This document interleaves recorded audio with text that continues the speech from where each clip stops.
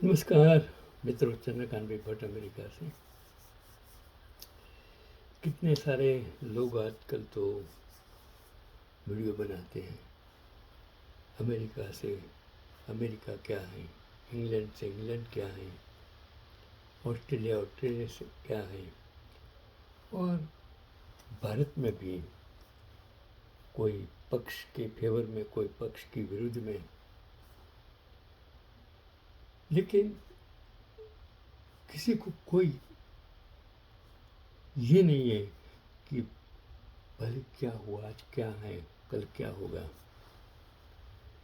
न तो देशभक्ति है, न तो देश प्रेम है, न तो भ्रष्टाचार मिटाना है, बेरोजगारी मिटाना है, महंगाई मिटाना है। सिर्फ सत्ता, सिर्फ पैसा, धन बल, बुद्धि बल।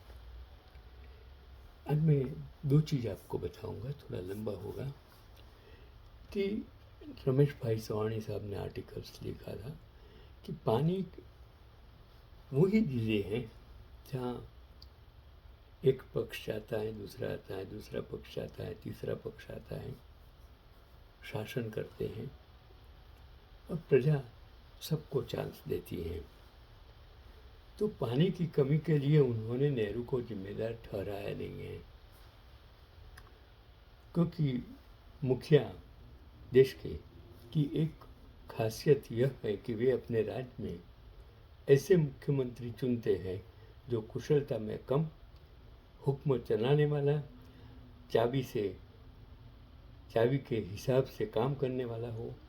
हालांकि यह हर पार्टी की कमजोरी है, लेकिन कभी कभी हर मुख्यमंत्री कमजोर नहीं होता है, कमजोर आता भी नहीं है, शक्तिशाली आता है, तब तक वो पहुंच सकता है। हेमंत पटेल कैसे आएगा, कितने लंबे तक शासन चलाया। वो दिल्ली के तख्त पर उस जमाने में बैठी शीला दीक्षित, चलो जाने दो। क्योंकि बिहार के आज के मुख्यमंत्री ने जब ये कहा कि यहाँ फिजिक्स भौतिक यूनिवर्सिटी बनाएंगे, केमिस्ट्री यूनिवर्सिटी बनाएंगे गुजरात की तरफ,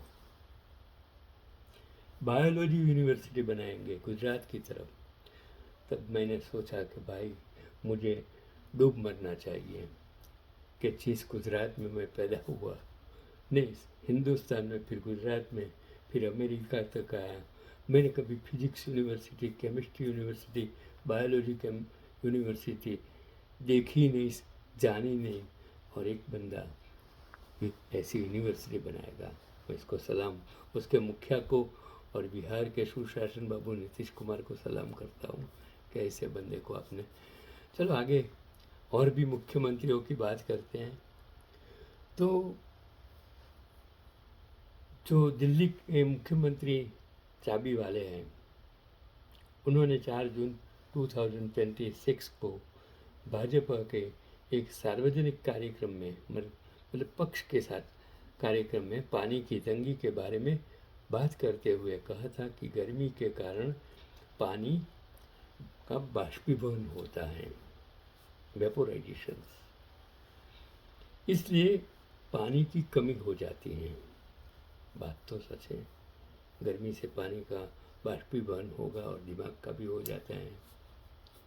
यह बात तेजी से वायरल हो गई और उस पर खूब आलोचना हुई। लेकिन वो रमेश भाई ने मुद्दे लिखे कि क्या इस साल की सूरज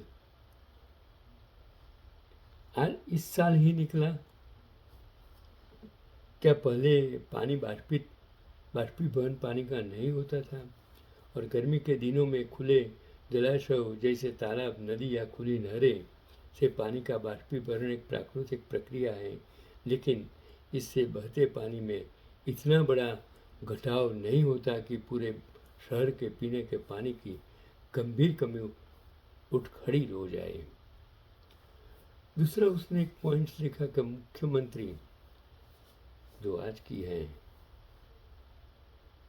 रेखा बहन जी का यह बयान पानी की कमी जैसे गंभीर प्रशासनिक मुद्दे से ध्यान हटाने के लिए बहुत ही साधा और हास्यास्पद तर्क माना जा सकता है। वैज्ञानिक रूप से इतनी बड़ी कमी के लिए बाष्पीकरण वेपोराइजेशन को मुख्य कारण नहीं माना जा सकता। तो वो रेखा बहन जी तो ध्यान भटकाने के लिए मुखिया के को भी पीछे उसने छोड़ दिया। शायद उसको पता है कि एक खास वर्ग के लोगों की समझ ही बाष्पीकरण जैसी हो गई है, तो जो कहा जाएगा वह मान लेंगे, और अगर नहीं मानेंगे तो व्हाट्सएप अंकल और आंटियाँ उदाहरण और दलील देकर मना लेगी। बाकी का काम जो गोदी मीडिया और एंकर्स वो संभाल लेंगे।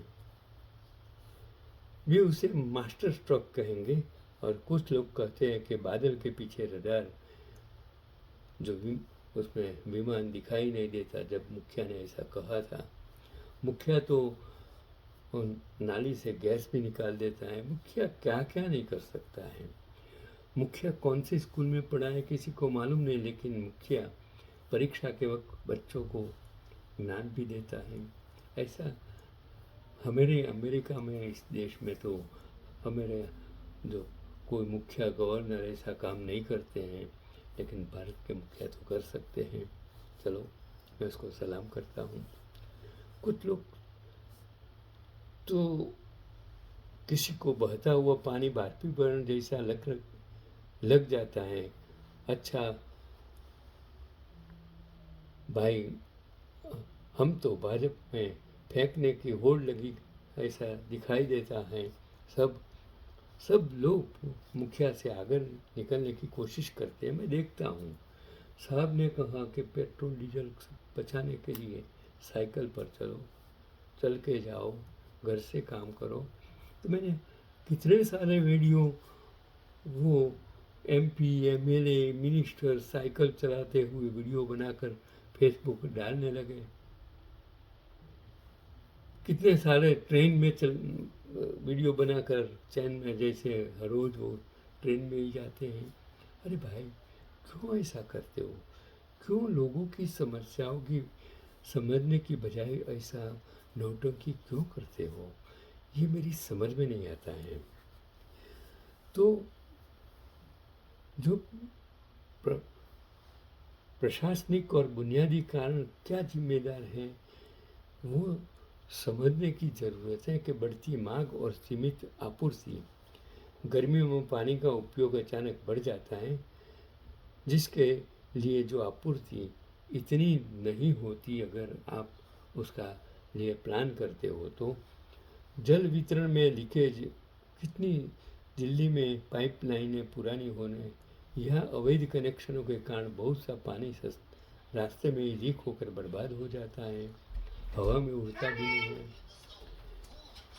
तीसरा, जो पड़ोसी राज्यों के साथ विवाद, दिल्ली को मिलने वाले कच्चे पानी रॉ वाटर का बड़ा हिस्सा हरियाणा और अन्य राज्यों से आता है, और गर्मियों में वहाँ से कम पानी छोड़ा जाता है, तो दिल्ली के वाटर ट्रीटमेंट प्लांट पूरी क्षमता से काम नहीं कर पाते हैं। फिर भी यह मानना चाहिए कि जो बहन जी ने मर्यादा बनाए रखी है, और पानी की कमी के लिए उन्होंने नेहरू, राहुल गांधी, दूसरे पक्ष को जिम्मेदार नहीं ठहराया। अगर उन्होंने नेहरू और दूसरे पक्ष को और राहुल गांधी को, या वो आप वाले उनकी जो अभी तो बेचारा कहाँ छुप गया कुछ मालूम नहीं, जो जंतर मंतर पर वो अन्ना हजारे, वो बाबा रामदेव, श्री रवि कहाँ छुप गए कुछ पता ही नहीं है। तो ये शायद अभी कोई ऐसा जिम्मेदार ठहराने वाला कोई इंसान अभी जंतर मंतर आकर कोई बोलता नहीं है। और गोदी मीडिया में जो बैठे एंकर हैं, बहुत अच्छा काम करते हैं, मैं उसको नमस्कार करता हूँ कि आप तो जो गुजरात मॉडल पूरे देश में 10 साल से बताते ही रहते हैं, बढ़िया बताते हैं। आप एंकरिंग बहुत अच्छी करते हैं। मैंने 3 एंकरों का वो कपिल के शो में देखा, और मुझे 3 देवियाँ याद आ गई, जो अच्छे कपड़े पहनकर एंकरिंग करती हैं, लोगों को ज्ञान देती हैं। उसमें मुझे वो श्वेता,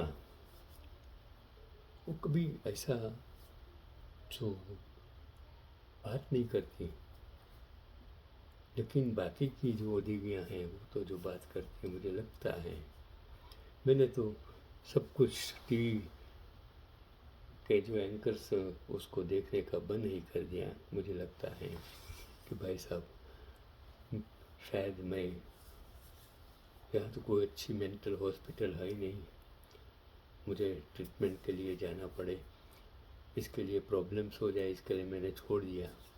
बाकी ये भारत के 150 करोड़ को मैं मुबारकबाद देता हूँ कि आप देखते हो, आपकी सोच, आपकी सहन शक्ति, आपकी कल्पना शक्ति अच्छी है, और आप तो एक इंसान को भगवान बनाकर जो पूजा करते हैं, उसके लिए मैं आपको धन्यवाद देता हूँ।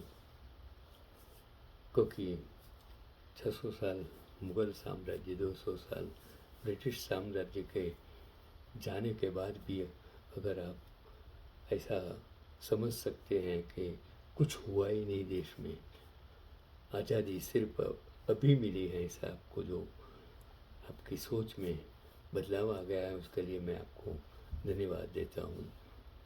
चलो, मैं तो उपदेश देने वाला कोई साधु संत नहीं हूँ, क्योंकि भारत में साधु संतों की कमी नहीं है।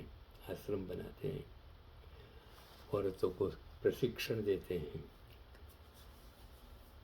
चलो, आगे बात नहीं करता हूँ, छोड़ दो। चलो, मिलते हैं फिर कभी। नमस्कार, मिलते हैं।